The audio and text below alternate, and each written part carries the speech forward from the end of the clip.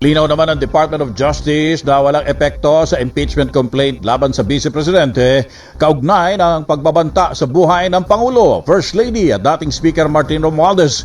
Balita mula sa DOJ, hati ni Radio Patrol, Steve Ras. Steve! Tony, walang magiging epekto sa impeachment complaint laban kay Vice President Sara Duterte ang kinakaharap na reklamong inciting to sedition at grave threats na inihain ng National Bureau of Investigation sa Department of Justice. Nilinaw ni Justice Spokesperson Attorney Paul Martinez na magkaiba ang impeachment complaint at criminal complaint dahil tumutukoy ito sa dalawang magkaibang proseso ng batas. Ginawa ni Attorney Martinez ang pahayag kasunod ng tanong kung ano ang mangyayari sakaling iakyat sa korte ang reklamo ng NBI na may kaugnayan sa umunay pagkuha niya ng hitman para ipapatay si Pangulong Ferdinand Marcos Jr., First Lady Liza Araneta Marcos at dating House Speaker Martin Romualdez sakaling siya ay mapatay. Ginamit din ito bilang isa sa mga basehan sa impeachment complaint na nasa Kamara laban sa pangalawang Pangulo.